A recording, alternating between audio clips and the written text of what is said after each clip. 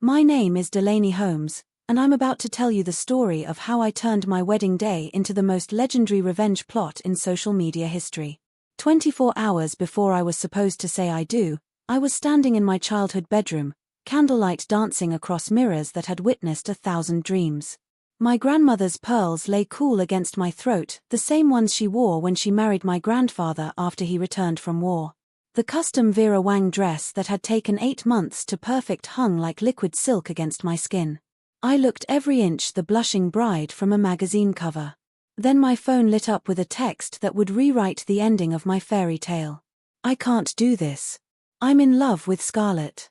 8 words. 41 characters. One devastating confession that should have destroyed me. Scarlett, the girl who braided my hair during sleepovers, who held my hand through my parents' divorce, who stood by my side as maid of honor while secretly stealing my future. But here's what Kieran didn't know about me. I don't crumble.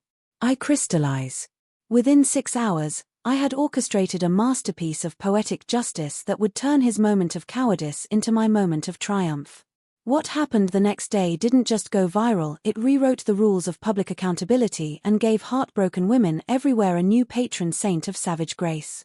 Picture this: 200 guests dressed in their finest, a cathedral that cost more than most homes, and one sky banner that made grown men weep and women stand up and cheer. By the time the dust settled, Kieran's betrayal had become his public obituary, and I had become the woman who proved that the best revenge isn't served cold, it's served in front of everyone you know, with receipts, with style, and with a smile that could cut glass. This is the story of how I took the worst day of my life and turned it into the best show on earth. Are you ready for a masterclass in karmic justice? Because darling, we're just getting started.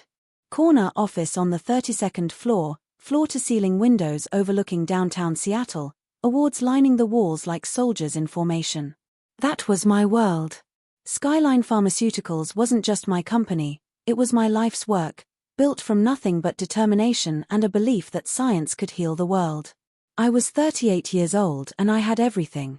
A company valued at $50 million, a treatment that could revolutionize cancer care, and a partnership with the one person I trusted more than anyone, Marcus Vaughan.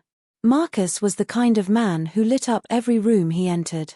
Brilliant, charismatic, with this infectious laugh that made you believe anything was possible. We'd been business partners for 7 years, ever since he joined Skyline as my head of research. But more than that, we were friends. Best friends. The kind who finish each other's sentences and share the same dreams. That particular morning, Marcus burst into my office with his usual energy, a stack of papers in his hand and that megawatt smile plastered across his face. Ready to change the world, Caroline?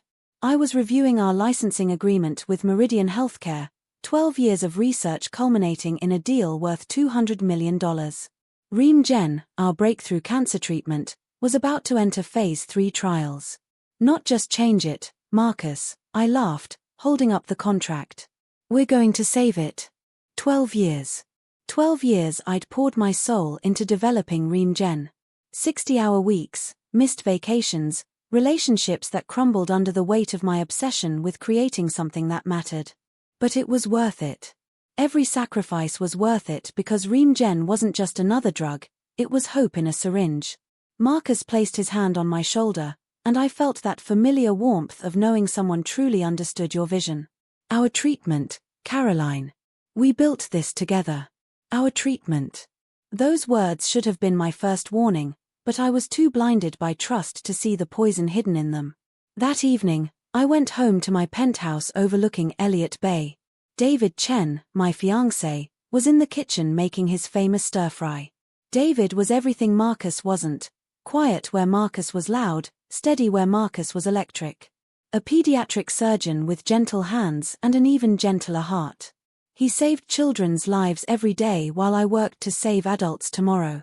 How did the meeting go? He asked, not looking up from the vegetables he was chopping with surgical precision. Perfect. Tomorrow we sign with Meridian, and then... I paused, letting the magnitude wash over me. Then we save the world. David smiled, that soft smile that made me fall in love with him. And after that, we get married, buy that house in Bellevue you've been eyeing, And maybe think about adding some little voices to this quiet penthouse. He kissed me then, and I tasted the future on his lips. A future where my work mattered, where we built something beautiful together, where trust wasn't a weapon waiting to be wielded against me. God, how naive I was. The next morning, Meridian Healthcare's boardroom buzzed with the energy of a historic deal. Jonathan Hayes, Meridian's CEO, was a silver-haired man who commanded respect through presence alone. His legal team flanked him like generals preparing for war, but this was supposed to be a celebration, not a battle. I sat beside Marcus, our lawyers on our left, 12 years of research summarized in the contract before us. ReemGen would be licensed exclusively to Meridian for global distribution. They would handle manufacturing, marketing, and distribution while Skyline retained all research rights and a significant percentage of profits. Ladies and gentlemen, Hayes announced, today we make history. ReemGen represents the future of cancer treatment. I felt Marcus tense beside me. Just slightly, almost imperceptibly, but I knew him well enough to notice. I glanced at him, and for just a moment, I saw something flicker across his face. Guilt. Regret. But then his practiced smile returned, and I convinced myself I'd imagined it. We signed. Champagne flowed. Photographs were taken. Hayes promised that ReemGen would be in hospitals nationwide within 2 years, saving hundreds of thousands of lives. I should have been ecstatic. Instead, I felt a strange unease, like standing on the edge of a cliff without knowing how far the drop was. 3 weeks later, I was working late when I noticed something odd in our research database. Access logs showed unusual activity. Someone had been downloading files at night, files they shouldn't have needed for their work. The user ID belonged to Marcus. I told myself it was nothing. Marcus was dedicated, probably just reviewing data to ensure our Phase 3 protocols were perfect. But the downloads were extensive, entire databases, proprietary formulations, manufacturing processes. Everything. When I confronted him the next morning, Marcus had an explanation ready. I've been reviewing everything for the FDA submission, he said, not quite meeting my eyes. You know how thorough they are. I want to make sure we're prepared for any questions. It made sense. Marcus was thorough, sometimes to a fault. But something in his voice, a note I'd never heard before, made my chest tighten with unspoken doubt. Marcus, if you need anything, just ask. We're partners. Of course, Caroline. You know you can trust me. Trust. The word hung between us like a loaded gun. 2 months after signing with Meridian, I received a call that shattered my world into pieces so small I'm still finding fragments. It was Elena, my sister, calling from her law office in San Francisco. Caroline, I need you to see something. Can you access the news right now? I turned on the television in my office, and there he was. Marcus Vaughan, standing beside Jonathan Hayes at a press conference, announcing Meridian's revolutionary new cancer treatment, Regenesis. My blood turned to ice as I watched Marcus explain the breakthrough to reporters. He used my research, my words, even my metaphors to describe how the treatment worked. The only difference was the name, and the complete absence of any mention of Caroline Roberts or Skyline Pharmaceuticals. We've been developing Regenesis for over a decade, Marcus lied smoothly to the camera. It represents a quantum leap in cancer treatment, and we're proud to bring hope to millions of patients worldwide. Elena's voice seemed to come from another dimension. Caroline, are you there? Caroline? I couldn't speak. I couldn't breathe. I watched my life's work being stolen in real time, broadcasted to the world as Marcus Vaughan's genius. But here's what really broke me, and I want you to think about this as I continue my story. What would you do if someone didn't just steal your work, but stole your very identity? If you've ever been betrayed, if you've ever had someone you trusted turn your love into a weapon against you, let me know in the comments. Because what happened next? Well, it gets so much worse. Don't forget to subscribe for the full story. Trust me, you won't want to miss where this goes. I spent the next week in a haze of disbelief and desperate research. My lawyers, the best intellectual property attorneys money could buy, delivered the devastating truth piece by piece. Marcus had been planning this for over a year. Using his access to our systems, he'd systematically copied every file, every formula, every piece of research that made ReemGen possible. But he'd been clever, much cleverer than I'd given him credit for.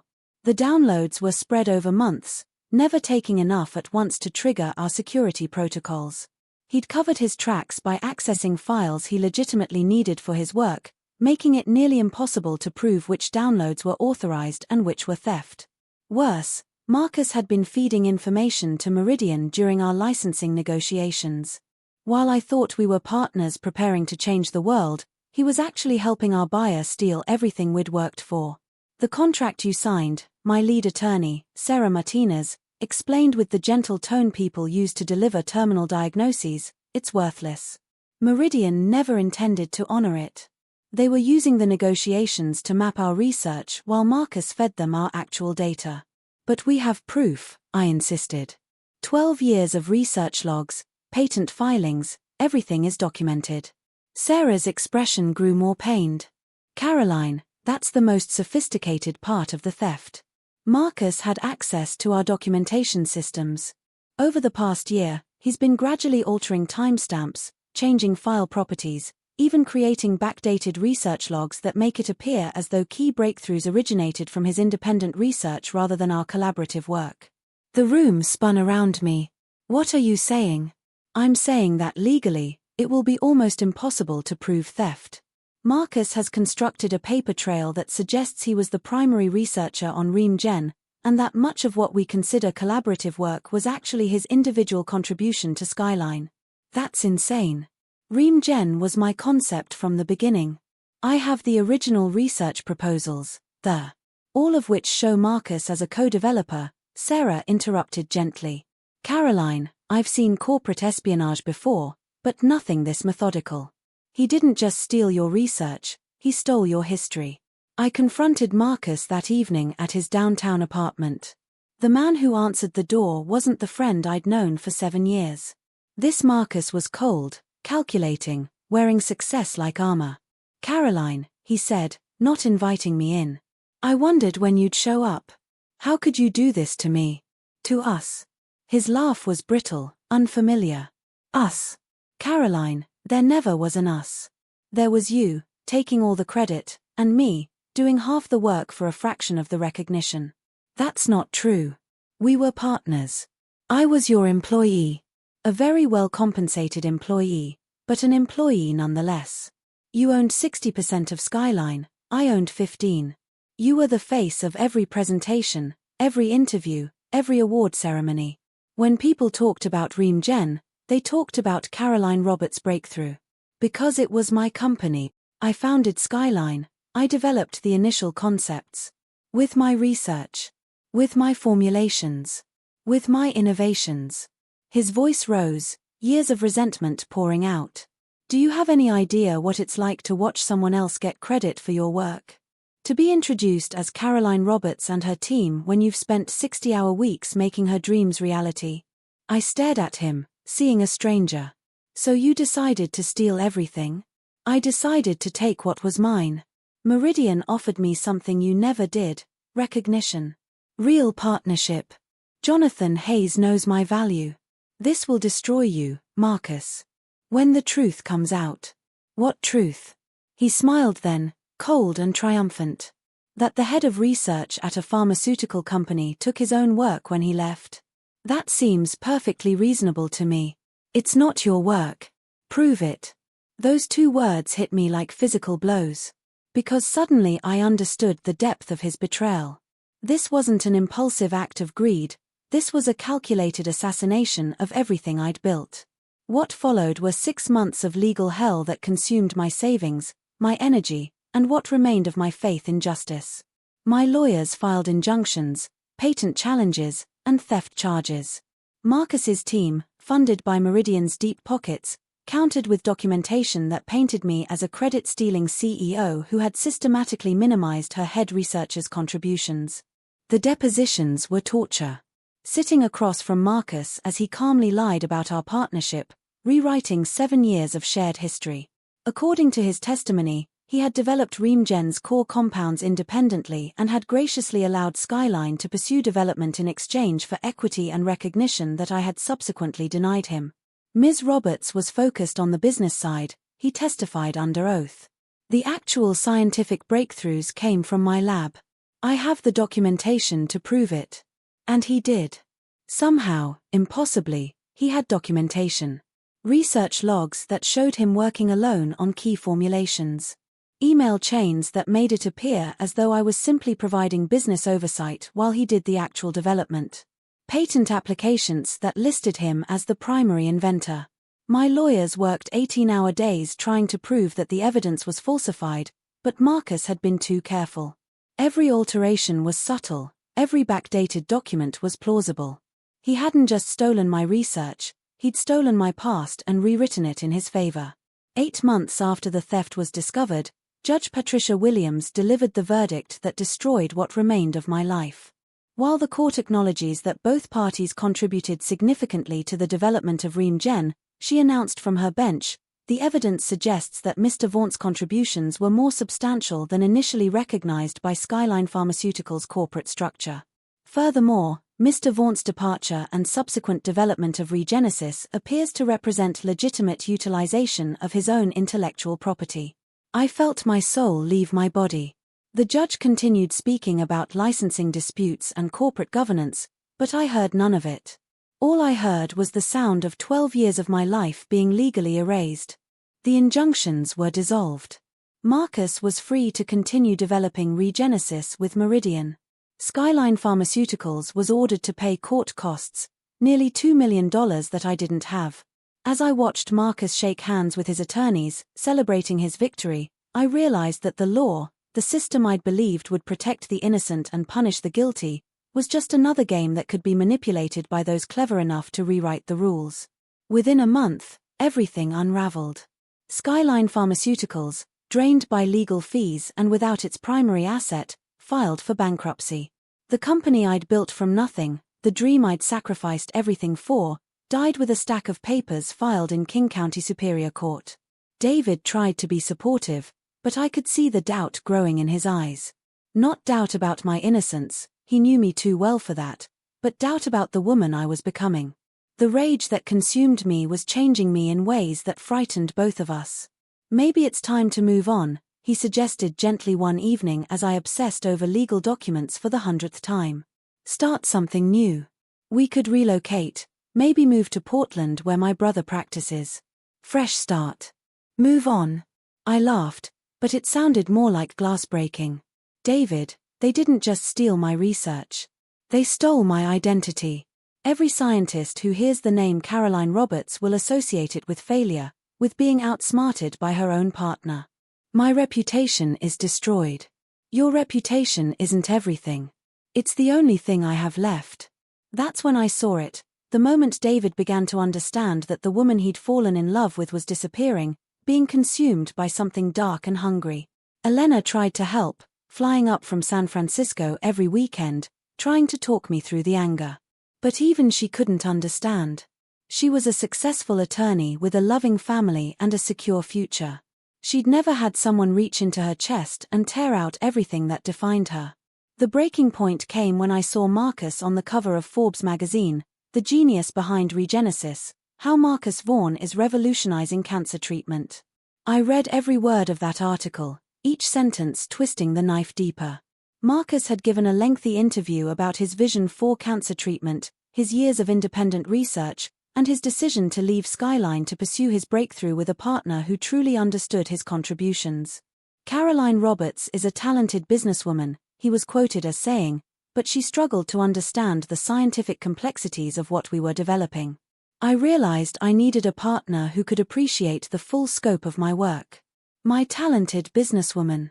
As if I were some MBA who had stumbled into pharmaceuticals by accident, rather than someone who had spent 2 decades learning chemistry, biology, and pharmacology. That night, I stood in my empty office, the furniture had been repossessed along with everything else, and made a decision that would define the rest of my life. The law had failed me. Justice was a fairy tale told to children who still believed the world was fair. But there was another kind of justice, older and more reliable than any courtroom verdict. Marcus Vaughan had taken everything from me. Now I was going to return the favor. For 3 months, I became someone I didn't recognize.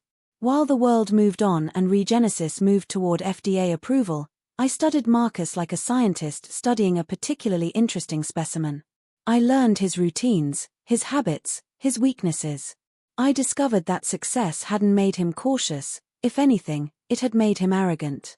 He lived in the same downtown apartment, ate at the same restaurants, maintained the same predictable schedule. More importantly, I learned about his new life at Meridian. The pressure he was under to deliver on the promises he'd made. The company's massive investment in Regenesis, the clinical trials that had to succeed, the timeline that left no room for delays or complications. Marcus thought he was safe. He thought that destroying me legally meant he could forget about me entirely. He had no idea that losing everything had freed me in ways he couldn't imagine. When you have nothing left to lose, the world becomes full of possibilities. I started small. Anonymous tips to the FDA about potential data irregularities in Regenesis trials. Carefully crafted questions posed by fake journalists about the true origins of the research. Subtle suggestions to former Skyline employees that they might have valuable information about the development process. None of it was illegal. None of it was provably connected to me. But each piece chipped away at the perfect narrative Marcus had constructed. I watched him grow increasingly paranoid as questions multiplied. He hired private investigators to look into the sources of the scrutiny, but I was careful, too careful to be caught by hired professionals. The plan that would ultimately bring me to that courtroom crystallized when I learned about Marcus's greatest fear, that his theft would be exposed before Regenesis received FDA approval. Meridian had invested nearly $500 million in the treatment. If questions about its origins derailed the approval process, or if patent challenges emerged after approval, the company would be financially destroyed. And Marcus, as the architect of the theft, would be legally and professionally annihilated. I spent weeks crafting the perfect trap. A series of anonymous communications to the FDA, each one referencing specific aspects of the original Regen research that Marcus couldn't have developed independently. The tips were subtle enough to avoid triggering immediate investigation, but specific enough to raise serious questions about data integrity. The beauty of the plan was its inevitability. Once the FDA began asking questions, Marcus would have to provide documentation.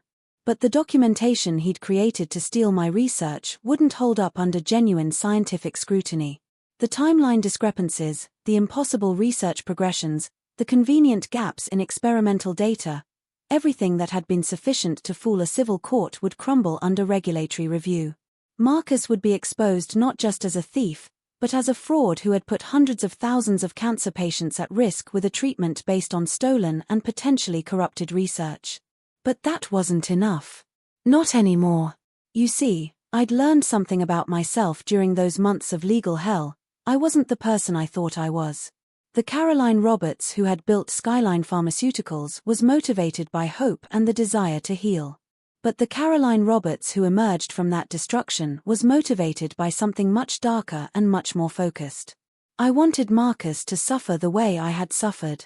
I wanted him to lose everything the way I had lost everything.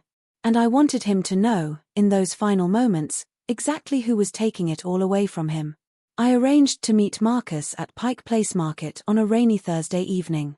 I told him I had information about the FDA inquiries, information that could help him protect Regenesis if he was willing to negotiate. He came because arrogance had made him reckless. He believed he'd won so completely that even I couldn't threaten him anymore. We met at a coffee shop overlooking Elliott Bay. Marcus looked successful, confident, wearing a tailored coat that probably cost more than most people made in a month. But I could see the strain around his eyes, the subtle signs of a man under increasing pressure. "You look good, Caroline," he said, settling into the chair across from me. "I heard about David. I'm sorry."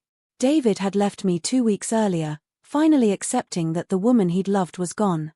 He'd packed his bags with tears in his eyes, but I'd felt nothing watching him go. The capacity for that kind of love had been cauterized out of me. "Are you?" I asked. "Sorry, I mean. Of course I am. I never wanted personal relationships to be affected by business decisions." Business decisions. I repeated the phrase slowly, tasting its inadequacy. Is that what you call stealing 12 years of my life? Marcus's expression hardened. We've litigated this, Caroline. The court ruled. The court ruled based on lies you spent a year constructing. We both know what really happened. What really happened is that I finally got credit for my contributions. You built a career on other people's work, and when someone finally challenged that, you couldn't handle it. I smiled then, and I saw him flinch slightly. Good. He was beginning to understand that the broken woman he'd left in that courtroom had been replaced by something much more dangerous. Marcus, do you know what I've been doing for the past 3 months? Hopefully moving on with your life. I've been studying you. Learning about your new world, your new pressures, your new vulnerabilities. I leaned forward slightly. Did you know that the FDA received 6 anonymous tips about regenesis last month? All very detailed, all very specific about research methodologies and data integrity. The color drained from his face. What are you talking about? I'm talking about the inevitability of truth, Marcus. You can steal research, you can manipulate courts, you can even rewrite history. But you can't change the fundamental science. And when the FDA starts asking the right questions, your house of cards is going to collapse. You can't prove. I don't need to prove anything. The science will prove itself. When they examine your research timeline, when they ask for original experimental data, when they want to see the progression from hypothesis to breakthrough, what are you going to show them? Marcus stood abruptly, his chair scraping against the floor. If you think you can blackmail me. Blackmail? I laughed, genuinely amused. Marcus, you've misunderstood the situation entirely. I'm not here to make a deal with you. I'm here to watch your face when you realize what's about to happen to your life. Sit down, Marcus. There was something in my voice, something cold and final, that made him obey despite himself. 3 days ago, the FDA announced a comprehensive review of regenesis based on anonymous concerns about data integrity. The review will take approximately 6 months. Meridian's stock price has already dropped 30% in after-hours trading. His face went white. How do you? Because I orchestrated it. Every tip, every question, every doubt that's been raised about your stolen research, that was me. Systematically destroying the foundation you built on my work. You're insane. Am I? Let me tell you what happens next. The FDA investigation will uncover the timeline discrepancies in your research. They'll discover that key breakthroughs supposedly developed over months actually appeared overnight in your documentation. They'll realize that the mathematical progressions in your formulations are impossible unless someone had access to the completed research from day one. Marcus started to speak, but I continued relentlessly. Meridian will realize they've been defrauded. They'll sue you for the $500 million they've invested, plus damages.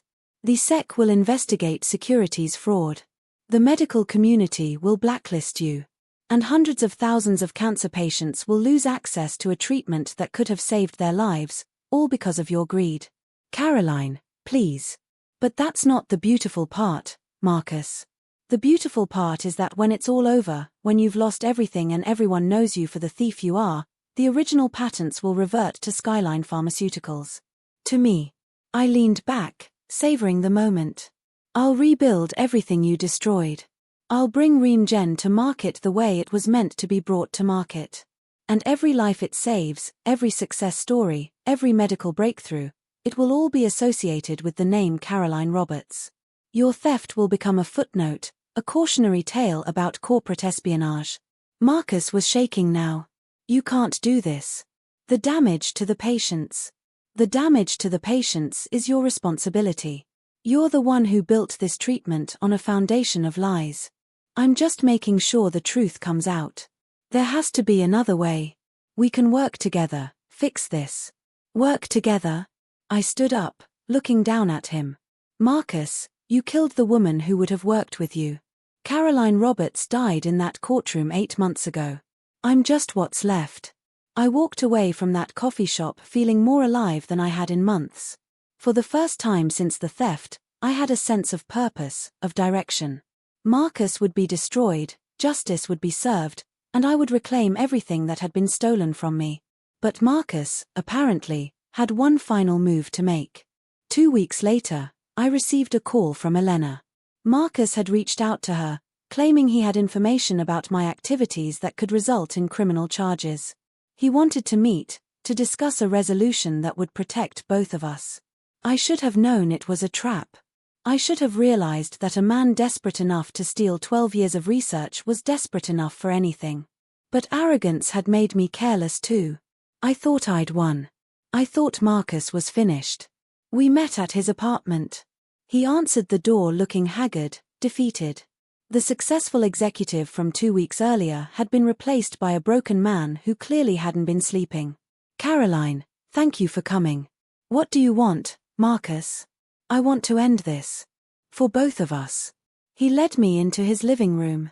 The space was different, furniture moved around, new decorations, almost like he was preparing for something. "I've been thinking about what you said.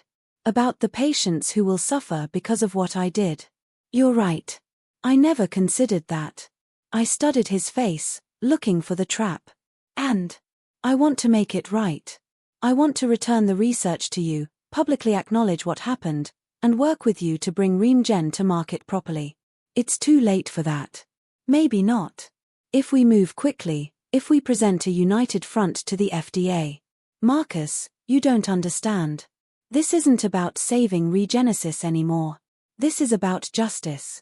That's when I saw it, the slight movement of his hand toward his pocket. The nearly imperceptible tension in his posture. The way his eyes focused just slightly behind me rather than on me. I turned, but it was too late.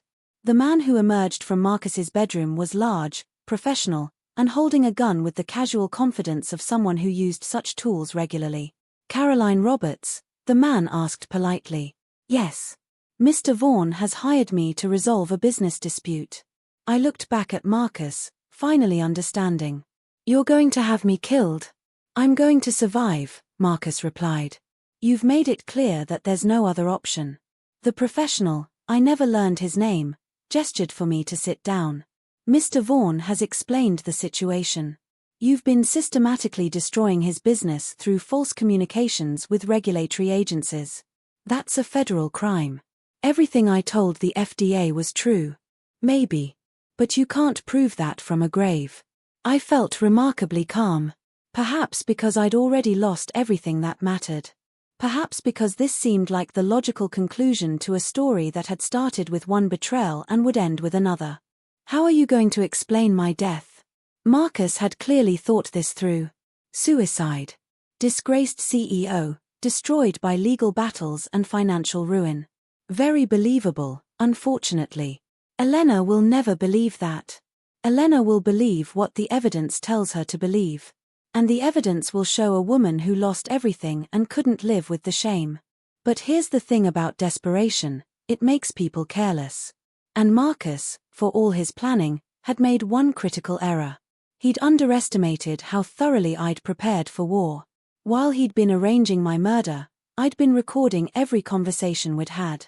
The coffee shop meeting, the phone calls, even this confrontation, all of it captured by devices so small and sophisticated that neither Marcus nor his professional killer had detected them. More importantly, I'd prepared for the possibility that Marcus might try to eliminate me permanently.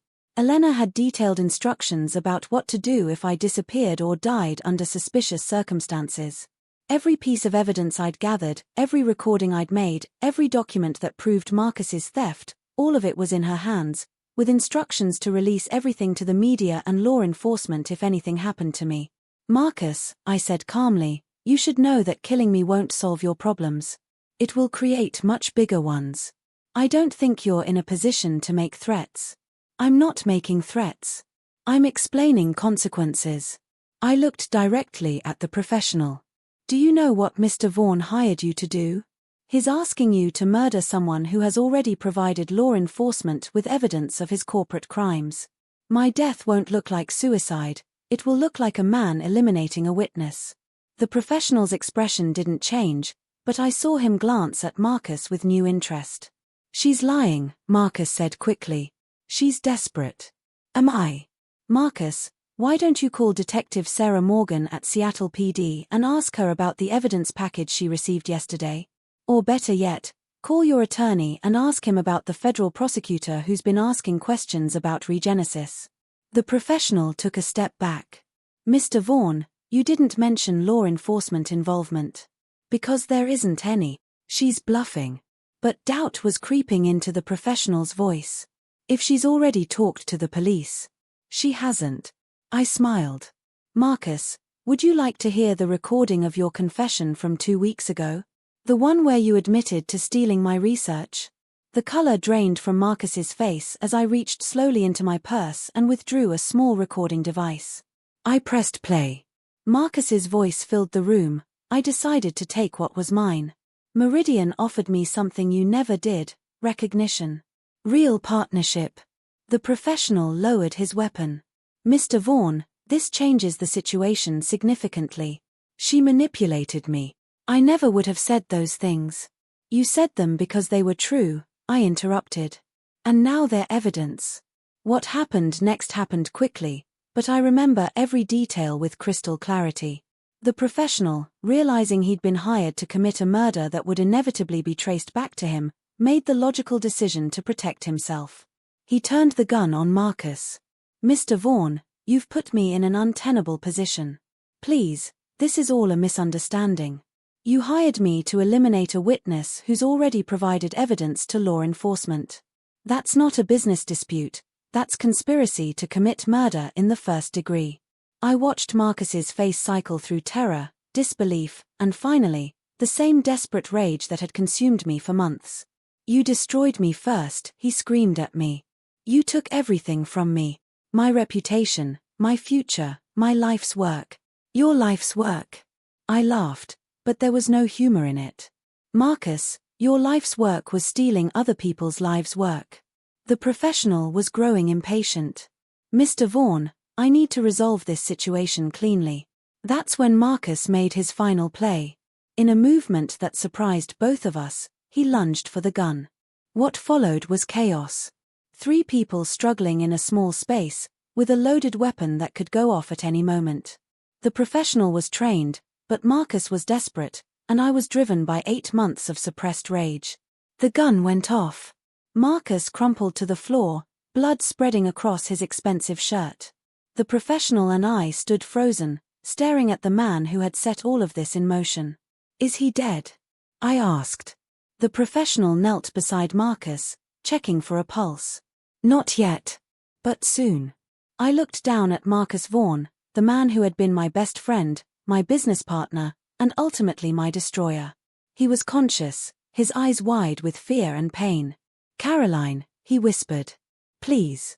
Please what, Marcus? Please forgive you. Please save you. Please pretend that none of this happened. I'm sorry. I'm so sorry. And for just a moment, looking at this broken, dying man, I almost felt something resembling pity. Almost. But then I remembered David leaving, his eyes full of love and disappointment. I remembered Elena crying as she watched her sister disappear into someone she didn't recognize. I remembered the employees of Skyline Pharmaceuticals losing their jobs because of Marcus's greed. I remembered the cancer patients who would die waiting for a treatment that could have saved them years earlier. I'm sorry too, Marcus, I said quietly. I'm sorry that you made me into this. The professional was already moving, preparing to clean up the scene. But I stopped him. Leave him. If we call paramedics. I said leave him. I knelt beside Marcus, close enough that only he could hear my words. You wanted to know what it feels like to lose everything?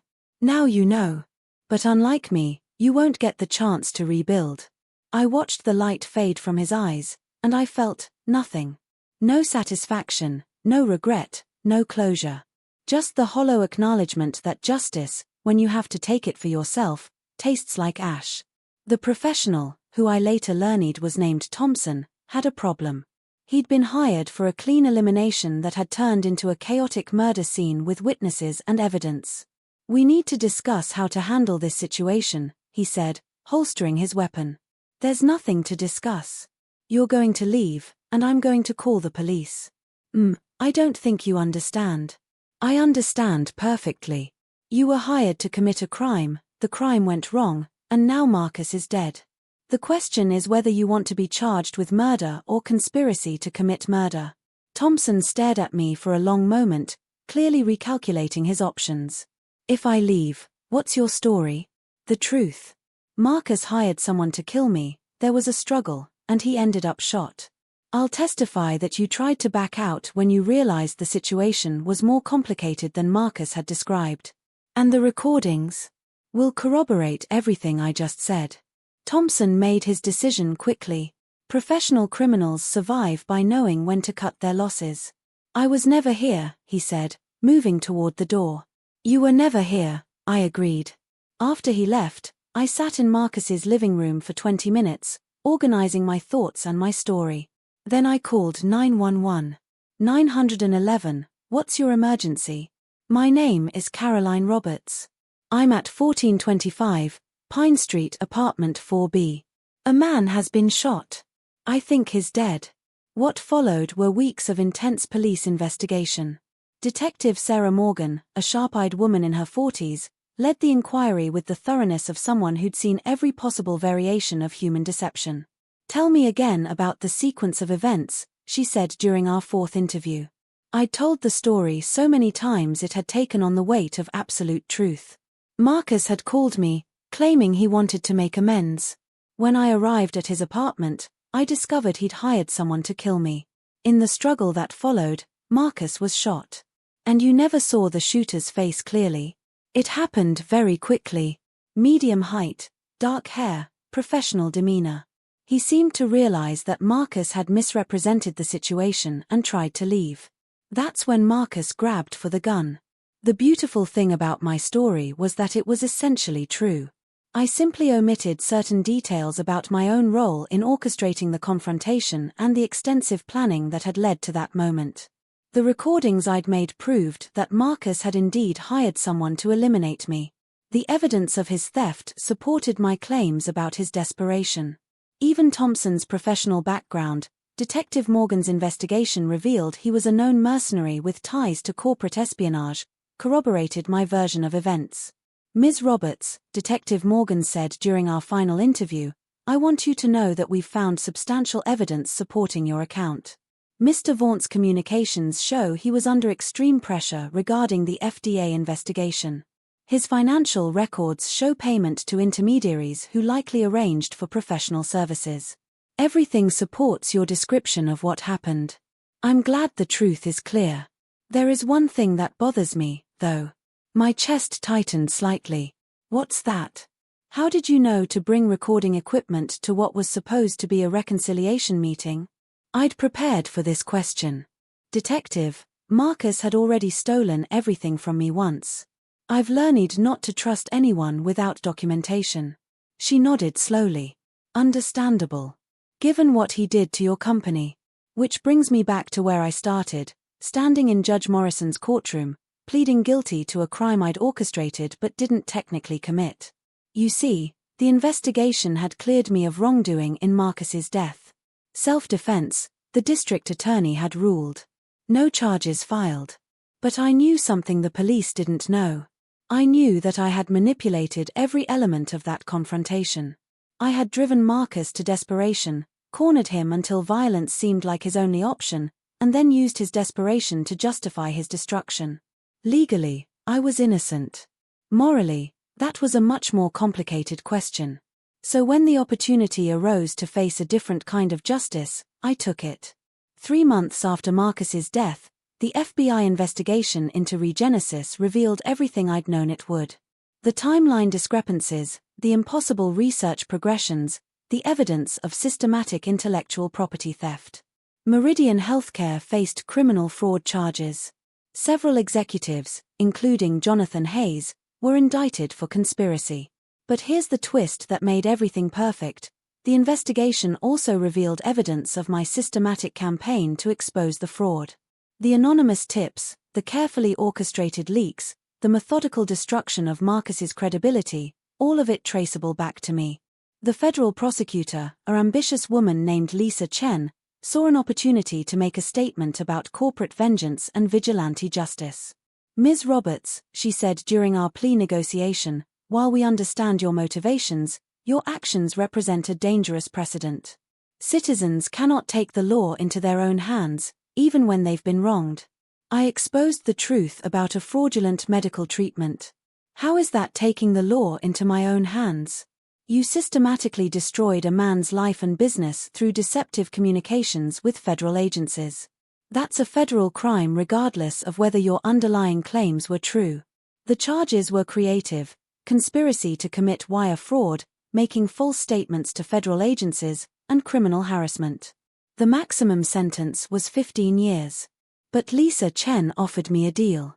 Plead guilty to a single count of criminal conspiracy, accept a sentence of 2 years in federal prison, and use my case as an example of the importance of legal channels over personal vengeance. I could have fought it. My lawyers were confident we could win, especially given the public sympathy for my situation. The media had painted me as a brilliant scientist destroyed by corporate greed who'd fought back against impossible odds. But I said yes to the deal. Not because I was afraid of trial, but because I was tired of lying. So here's the question I want you to think about, and I really want you to comment with your thoughts. When the system fails you completely, when justice is denied and truth is buried under legal technicalities and corporate power, what do you do? Do you accept it? Do you move on and try to rebuild? Or do you fight back with whatever weapons you have, even if it means becoming something you never thought you could be?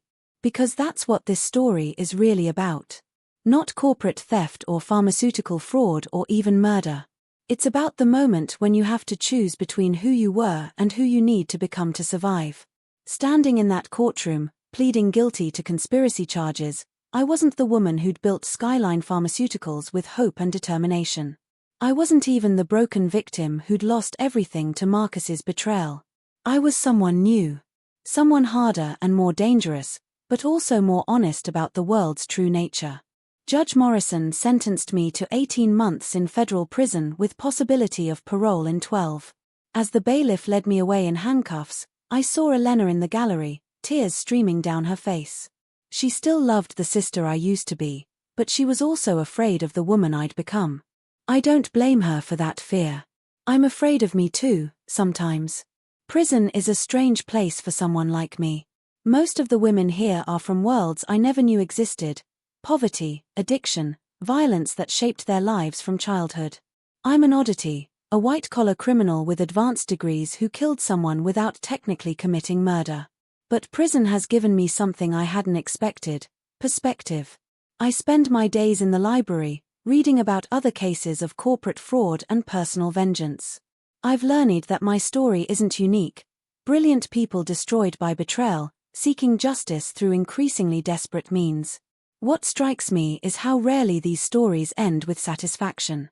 The revenge rarely delivers what it promises. The justice we take for ourselves tastes different from the justice we receive from others. Marcus is dead, but David is still gone. Elena still looks at me with fear mixed with love. The 12 years I spent building Skyline are still lost. Reemgen will eventually reach market. The FDA approved a modified version 6 months ago, but it will take years to undo the damage Marcus's theft caused to the approval process. The patients who needed that treatment immediately, some of them are dead now. Collateral damage in a war between two people who claimed to care about saving lives. I receive letters from people who've heard my story. Some call me a hero, a woman who fought back against a system designed to protect the powerful at the expense of the innocent. Others call me a murderer who used the law as a weapon to destroy a man whose only crime was ambition. Both groups are right, in their own ways. But the letters that affect me most are from other scientists, other inventors, other people who've had their life's work stolen by those they trusted. They want to know how I did it. How I found the strength to fight back. How I made the system work for me instead of against me. I try to answer honestly. I tell them that strength isn't the right word for what I found. Desperation is more accurate. When you lose everything that defines you, you discover capabilities you never knew you had. But you also discover that using those capabilities changes you in ways you can't predict or control. The woman who walks out of this prison in 6 months will be different from the one who walked in. Just as the woman who walked in was different from the one who built Skyline Pharmaceuticals. We are all shaped by the choices we make and the prices we pay for those choices. Late at night, lying on a narrow bunk in a cell that smells of industrial disinfectant and broken dreams, I ask myself the question that will define the rest of my life. If I could go back, knowing everything I know now, would I make the same choices? Would I still systematically destroy Marcus's life? Would I still manipulate him into that final confrontation? Would I still watch him die without calling for help? The honest answer terrifies me, yes. Not because I enjoyed it. Not because I felt satisfaction watching him suffer. But because the alternative, accepting injustice, allowing theft to be rewarded, letting the system's failures define my future, was worse than becoming someone I didn't recognize. Marcus made his choice when he decided to steal my research. I made mine when I decided to steal his life in return. The only difference is that my choice was informed by his betrayal, while his choice created that betrayal. 3 months before my release, Elena visited me for the first time since the sentencing.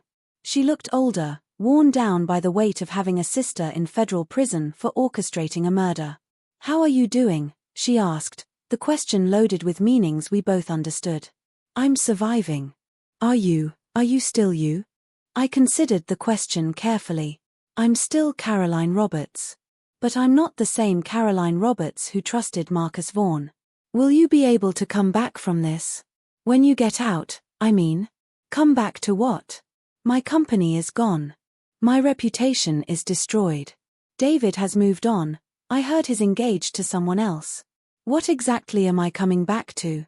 Elena leaned forward, her eyes intense. You're coming back to being my sister. You're coming back to being someone who believes in something other than revenge. And if that person is gone, then I'll help you find her again. I walked out of Federal Correctional Institution Dublin on a Tuesday morning in March, carrying everything I owned in a single bag. Elena was waiting by the gate, looking nervous and hopeful. We drove back to Seattle in mostly comfortable silence, both of us unsure how to navigate this new relationship between who I was and who I'd become. "What will you do now?" she asked as we crossed the Bay Bridge. "I don't know. Start over, I suppose. Caroline, I need to tell you something. About Reem Jen." I looked at her, surprised. We'd avoided discussing anything related to my case during our prison visits. The FDA approved the treatment 8 months ago. It's been incredibly successful, even better results than the original trials suggested. But there's something else. She pulled off the highway into a rest stop, clearly needing to have this conversation without the distraction of driving. The patent disputes were resolved 6 months ago. Because Marcus's theft was proven, and because Meridian's involvement constituted fraud, all rights reverted to the original holder. Which is Skyline Pharmaceuticals. Which means they reverted to you. I stared at her, not comprehending. Caroline, you own Reem Jen. The treatment is saving thousands of lives, and you own it. The royalties alone are worth hundreds of millions of dollars. So here's the final twist in my story, the one that makes me question everything I thought I understood about justice and revenge. I got everything I wanted. Marcus is dead. His reputation is destroyed. Reem Jen is mine, saving lives and making me wealthy beyond anything I'd imagined when I started Skyline Pharmaceuticals. The medical community knows the truth about who developed the treatment. My name is associated with one of the most important cancer breakthroughs in decades. But I paid a price that makes victory taste like poison. I lost David, the man who loved the person I used to be. I lost Elena's unconditional trust and probably her respect. I lost the ability to feel proud of my achievements because they're built on a foundation of calculated revenge and orchestrated murder. Most importantly, I lost the person I was, someone who believed that doing the right thing mattered more than winning, someone who thought that justice would eventually prevail through proper channels. That woman is dead, killed as surely as Marcus was killed in his apartment. The difference is that I murdered her myself. Today, 2 years after my release from prison, I run the Caroline Roberts Foundation for Cancer Research. We fund treatments for patients who can't afford them, support research into rare cancers, and provide resources for families dealing with diagnosis and treatment. It's good work. Important work. Work that saves lives and reduces suffering. But I do it with blood on my hands. Every patient we help, every family we support, every breakthrough we fund, it's all paid for with money that came from destroying a man who betrayed me. I've turned Marcus's death into something positive, but that doesn't change how that money was earned. The media calls me a survivor, a woman who fought back against corporate injustice and won. Speaking engagements, book deals, documentary offers. Everyone wants to hear about the brilliant scientist who took down the man who stole her life's work. They don't want to hear about the nights I wake up seeing Marcus's eyes as he died. They don't want to know about the therapy sessions where I try to reconcile who I am now with who I thought I was. They don't want to understand that victory and justice aren't the same thing, and that getting what you want doesn't mean you'll want what you get. Which brings me to my final question for you, and I really hope you'll take time to think about this and share your thoughts in the comments. Is it possible to do the right thing for the wrong reasons? Or to do the wrong thing for the right reasons? Because that's what I live with every day. I exposed the truth about a fraudulent medical treatment that could have harmed thousands of patients. I brought a stolen research to market in a way that's helping save lives. I stopped a man who had shown he was willing to destroy anyone who got in his way. But I did it all through manipulation, deception, and orchestrated violence. I became someone I don't recognize to achieve goals I can't feel good about. The foundation does important work, but it exists because I systematically destroyed a man's life. Reemgen saves cancer patients, but it reaches them through a path marked by betrayal and murder. Justice was served, but only after I took it into my own hands in ways that violated everything I once believed about right and wrong. I want you to think about that complexity as you navigate your own life, your own betrayals, your own moments when the system fails you and you have to decide who you're going to become in response. And if this story has made you think, if it's raised questions about justice and revenge and the price we pay for both, please let me know in the comments. Subscribe for more stories about the moments that define us and the choices that change us forever. Because ultimately, that's what this is about, not pharmaceutical fraud or corporate espionage, but the question of who we become when everything we believed about the world turns out to be wrong. My name is Caroline Roberts. I built a company that would have changed the world, had it stolen by someone I trusted, and got it back through methods that changed me in ways I'm still discovering. I did what I had to do. Whether that makes me a hero or a villain depends on how you define justice, and whether you believe some prices are worth paying for the right outcome. What would you have done? What would you do? Let me know in the comments below, and don't forget to subscribe. Because the most important stories are the ones that make us question everything we think we know about right and wrong.